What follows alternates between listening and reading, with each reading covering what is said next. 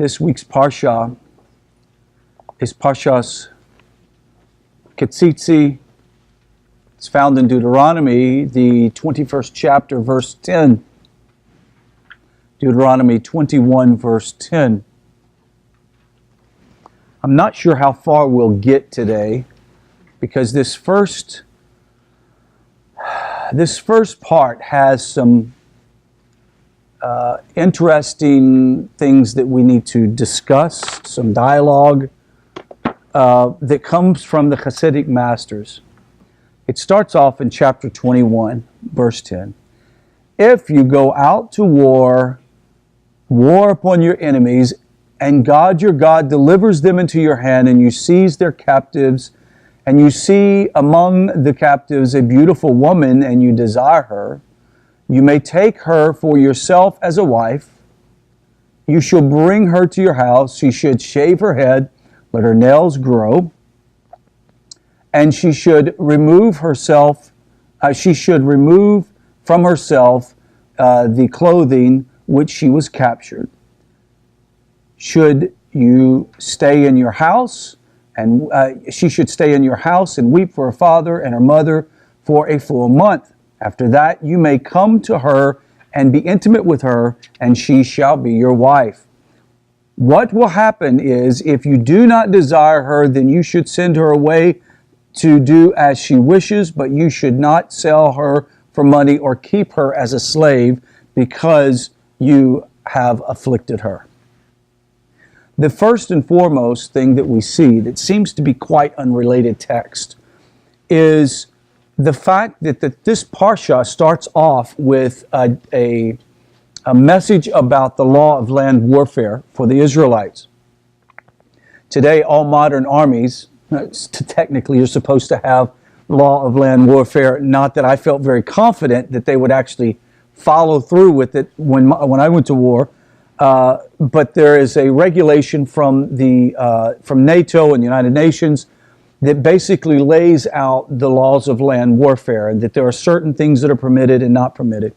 Well, Hashem was the first one to bring these types of guidelines to a nation. Until this point, nations merely went to battle to be as brutal as they possibly could, to be effective as they possibly could, and to show no mercy on their captives.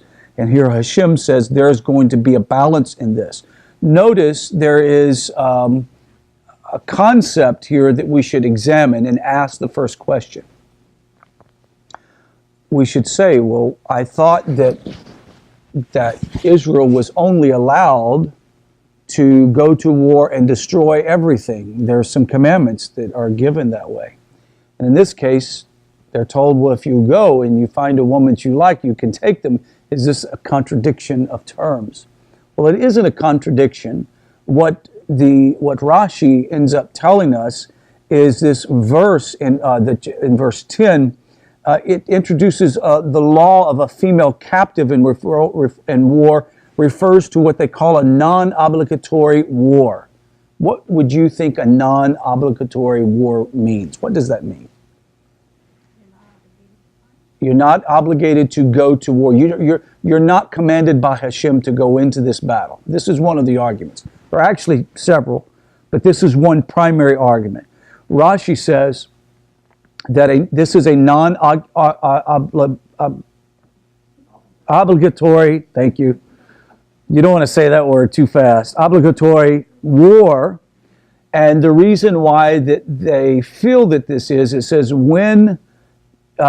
if you go out to war with your enemies, if you go out to war, and you see among the cattle a beautiful woman and you desire her. So this idea is, if you have to go to war, then the war rules change. Now, why does it change? This is a battle with a people or an enemy that is not in the land, that has not been requested by Hashem to immediately be evacuated and to be taken out of the country. There were some people that were allowed to stay in Israel, correct?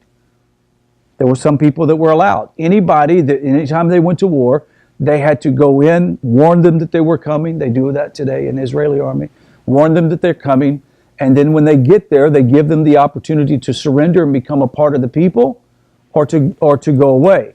However, there were some that God commanded to completely destroy. Why do you think God said completely destroy these people and not the other? Well, we know it was because of their horrible paganism.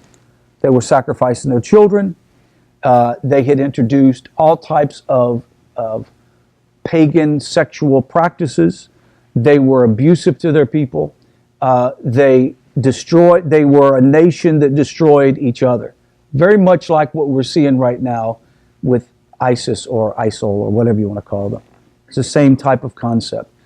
The nations have not changed. As a matter of fact, one discussion with Rabbi Abraham a couple of weeks ago, we were talking about this whole scene of great slaughter in Syria and Iraq. And he reminded me that the sages talk about how the souls of wicked people will be resurrected in the end of days to receive their final opportunity to change. And if they don't, they're immediately destroyed.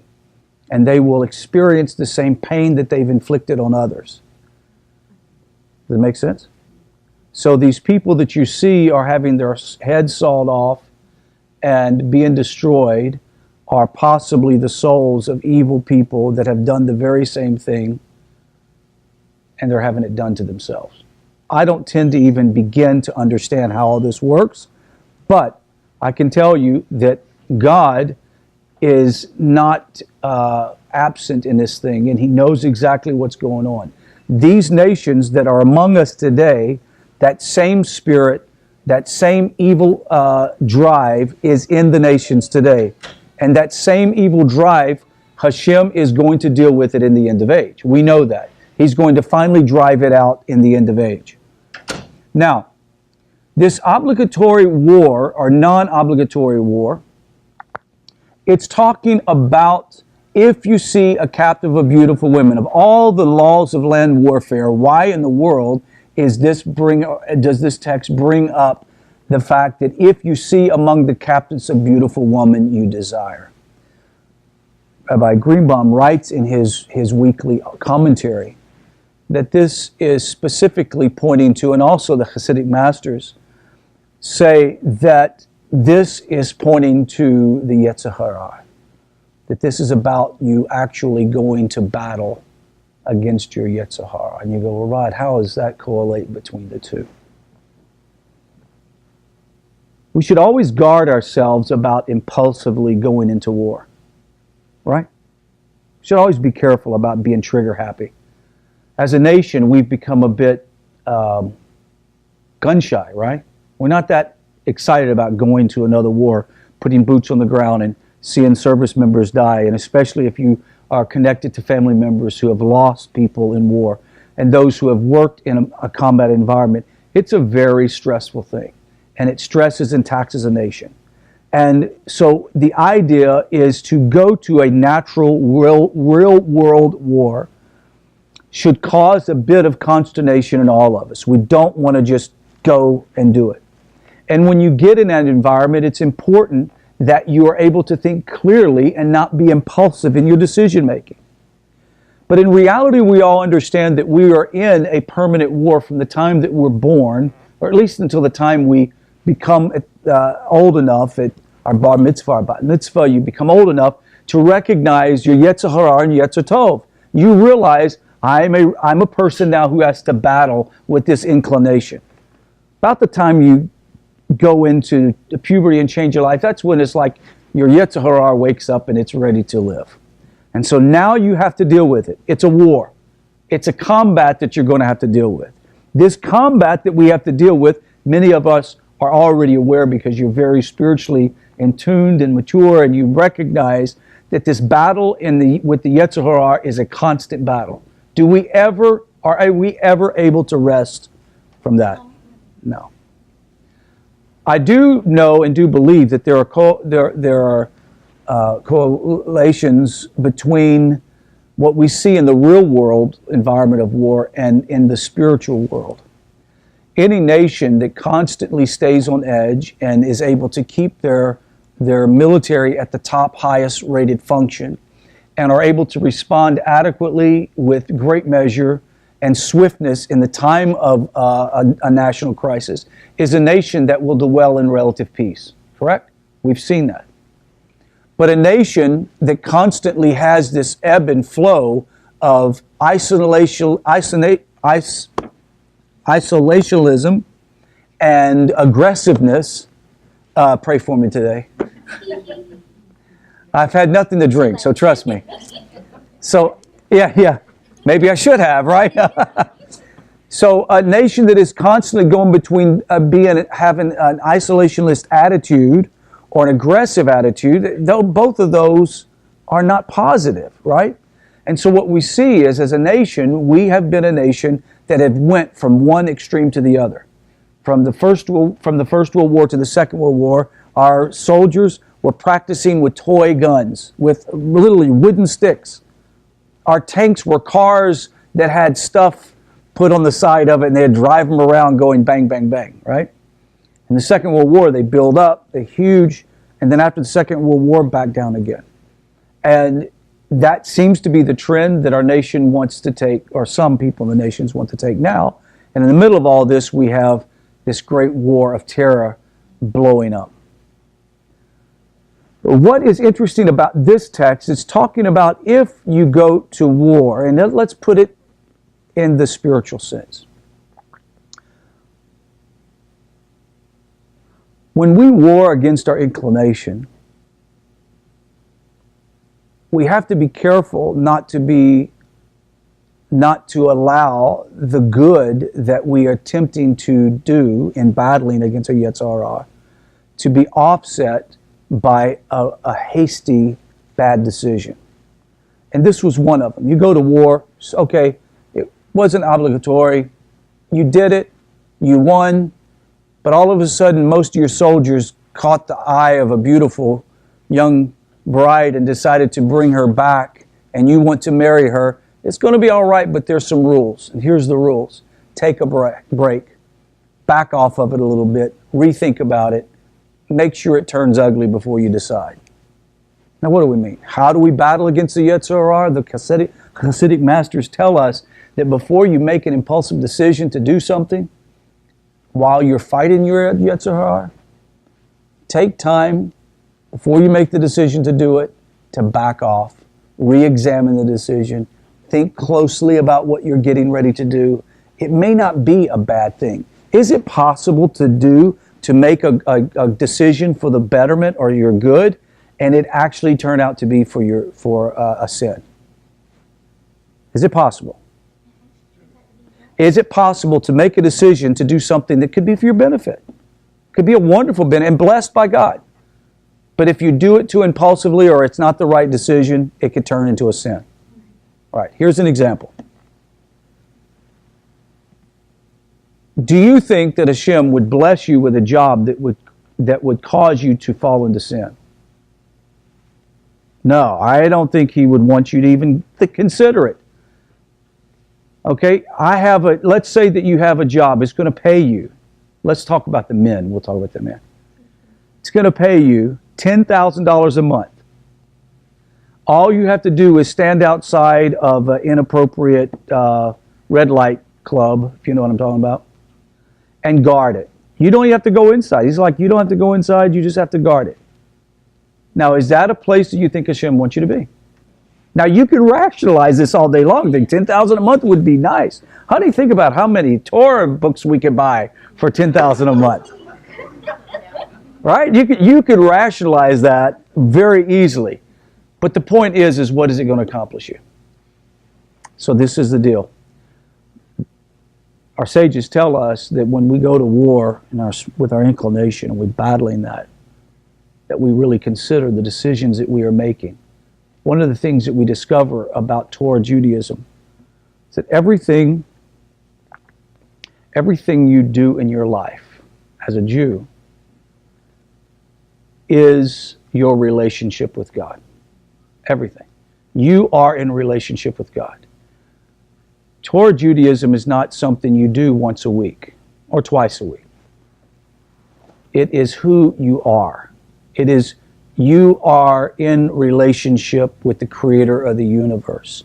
That's why this whole idea that we got from the book Adon Olam, which I recommend, if you haven't finished it, please finish the book. It's a great book. But we are connected to Hashem at all times. Whether we are eating lunch, eating a sweet, going to the restroom, and all of these things to the average person out there would consider that a bit over the top, right? Maybe legalistic. Why would you do all of these things? But what they don't understand is that in everything we do, and this is what this parsha is about this week, in everything we do, whether it's going to war, or whether it's walking down the street and seeing a bird nest and deciding, wow, you know what? Some eggs would be nice. You don't take them while the mama's sitting on the eggs. It's inappropriate.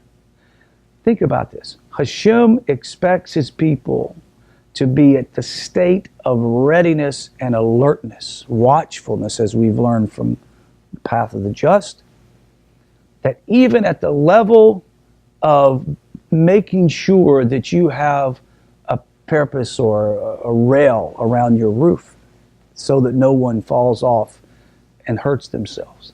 Attention to details of everything in your life.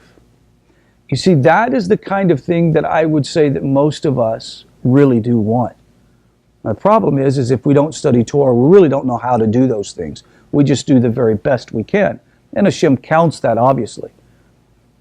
But the reason why this class that we'll take starting next Sunday is so important is for the first time in your life, you're going to be given details on how to serve the Master.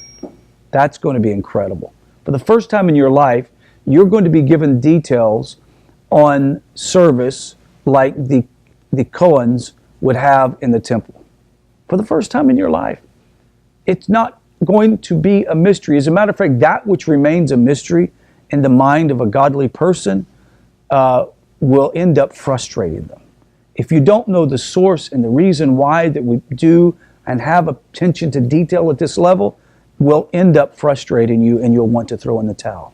But if you can understand that every time that you are, every moment that you are awake, you are serving the King of the universe. He is your master, and you are his servant, his loyal servant. You're not a subject, you're not a citizen, you're a servant. It's a whole different game, and that's what this is about. It goes on from the female captive of war to the right of the firstborn son. Why do we jump from the captive of war to the right of the firstborn son? This is very important. This is about home life, right? This is about dealing with home. Now we go from war to home. Why are we going from war to home? Because in essence, what I mentioned before, this idea of dealing with the Yetzer Hara, that's why we know that the first is more about dealing with something deep down at the level of Musar in our life, the serious ethical process that you follow, because the very next text is talking about the right of the firstborn, rebellion of the son, handling, hanging and burial. I mean, you'd think that none of these things are related, but they are. Watch this. If a man has two wives, one whom he loves and the other whom he hates, and both are one whom he loves and the one whom he hates, bears him sons, and the firstborn son is from the one he hates, what will happen is on the day the father bequeaths this property to his sons, he will not be able to give the son of whom he loves birthright precedence over the son of the one whom he hates, the firstborn. Rather, he must acknowledge the firstborn, the son of one whom he hates, and gives a double share to all he possesses, because he was conceived in the prime. He has the firstborn rights. Why is this important? We're talking about the key to Israel's success of staying connected to God depended upon the family functioning properly. I found out something today that I didn't know, and that was it was the Talmudic sages that rectified something that for many hundreds of years was troubling for women. There are some women who say that it seems that the Torah is sexist. Have you heard that maybe from someone? It seems sexist. But in reality, the Talmud, or the oral Torah, is overwhelmingly more favorable to women than to men. They're less critical of women than they are men. As a matter of fact, one of the proofs of that is that for the longest time, until the Talmud actually addressed this issue, women was not given the inheritance when her husband died. It was given to the firstborn. Right? So what happened? What would happen to the wife? Yeah, she was dependent on the firstborn son. Now, we understand why that's the case, because technically in a very functional home, the firstborn son becomes the head of the household, and he takes care of his father's business, and he takes care of his mother and his wife and his children. But realizing that dysfunction sets in, and especially after Israel's tumultuous history, they had to begin to rule something different. So the Talmud makes a halakhic change to that whole ruling, and that is that the inheritance first goes to the wife, or a large portion of that inheritance goes to the wife. So a man has to commit at his ketubah, he is going to take care of his wife even in, what is he going to do in the time of his death? Very important. So next, going on to the idea of how do we bring function into the home, and we help to bring functionality to the greater state of Israel. It says in verse 18 through 21, would someone like to read for me with a very loud, booming voice? Yes, read loud. If a householder has a wayward and defiant son who does not heed his father or mother and does not obey them, even if they discipline him, his father and mother shall take hold of him and bring him to the elders of this town at the public place of his community. They shall say to the elders of his town, the son of ours is disloyal and defiant. He does not heed us. He is a glutton and a drunkard. Thereupon this town's council shall stone him to death. Thus you will sweep out evil from your midst. All Israel will hear and be afraid. If a party is guilty of a capital offense and is put to death... Okay, that's good. Let's stop there. Yeah, we're getting into the next part of... You started in verse 22, correct? Yeah. Okay, yeah, let's wait there. Rebellious son. This is scary, isn't it? This is not talking about a teenage boy who's, lacking of what you call matured gray matter. This is an older son that has completely humiliated his parents. He's a glutton, a drunkard, and there is a responsibility. Was this about the killing of a rebellious son? Technically, really. Is this about the killing of a rebellious son, or is this about how parents should raise their children? This is about how parents should raise their children.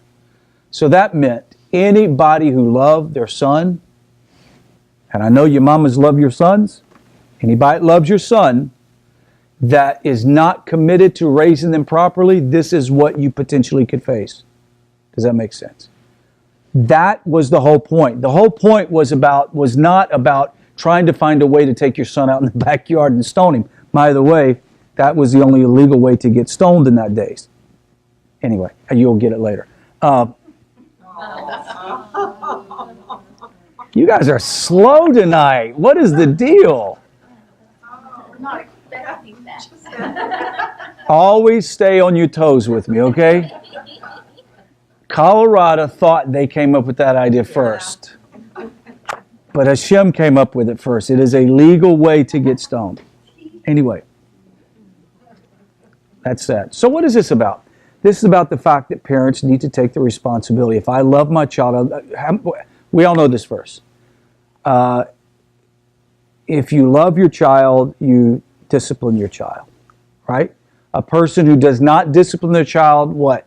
According to Tehillim, you hate your child. If you don't spank them, you hate them.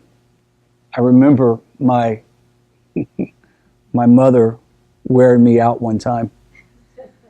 And I made the, if you guys ever had this happen, let me know. I made the tactical error of telling her she hated me while she was wearing me out with a switch. So for the next, it felt like 30 minutes, but it wasn't. She went through a rap session, right? Like, I'm talking about, it sounded like a rapper from New York telling me how much she loved me while she was wailing on me. And before it was over, and I knew she wasn't going to stop until I said, "Oh, Mommy, you love me so much." Right? I was like, "Oh, Mommy, you love me. I know you love me." Right? And luckily for me, I figured it out. But my goodness, that's... It could have been 30 minutes. It could have been 30 minutes. It felt like it. Yeah, I had to figure it out. I didn't realize that I should not have triggered that whole you don't love me thing. And in reality, she was doing that because she loved me. And I remember her later quoting that very verse. You know that the word says that if I do not spank you, I hate you. And I'm thinking, just don't love me that much. Right? I didn't want to be loved. If love's that good, just don't love me, Mommy. Right? Why do we discipline our children? Because we love them. I have often said that the state penitentiaries are full of people that were not loved by their parents. Overwhelming statistics show that the mass murders, serial murders, what do you call them, that the vast majority of them were raised in single-parent homes, or were both parents, but it was an abusive home. A horrible situation. Dysfunction in the home brings dysfunction in generations. Dysfunction in generations brings a dysfunctional nation. And we are living now in a nation where, 49% of the people in our nation are divorced families. And what is the number of children that are living in single-parent homes? And women and mothers are, it's horrible trying to raise a child by themselves. We're living in a society that's a product of that right now. Why is it important for us to develop out this level of functionality in our home? Because it is about the survival of us as a people. But more than that, it's about helping our next generation connect to God. It's so hard when you're a single mother. Oh, yeah. You're too busy trying to put bread on the table. Yeah, and I think the father being the spiritual head of the household, Right. that has a lot to do. Absolutely. It has everything to do with it. And it still disturbs me when I watch the news, or I read an article about a kid who loses its way, goes off the derrick and loses his way. Because I realize that didn't happen in a vacuum. It happened because somebody failed the child. And when we look at this text, we all kind of laugh and bristle at the idea of a stoning. And to my knowledge, I don't know that anybody was ever stoned in history of Judaism for this crime. Why? Because parents took serious the raising of their children. And if they thought that their son was going to do that and become a drunken glutton and a rebel, they would have dealt with it before it got too bad. Thing is this, is as parents, we have an obligation, and now many of us are grandparents. We have obligation to our children and our grandchildren. And the problem is when you have grandchildren, it becomes a bit harder to be a parent, because your children now are parents. But at the same time, we have got a huge responsibility on our shoulders to make sure that we do not allow the judgment of God to fall upon them in a negative sense. What's worse than a stoning? What's worse than a stoning is your sons or grandsons or granddaughters having to experience the torment of Gehenna, because they were rebellious and we didn't pass on this great, beautiful tradition of loving Hashem and serving Hashem with our whole heart. So as a wrap-up of the class today, let me go back. It talks about going to war. It brings about the idea of ethics and musar within the home and our home life.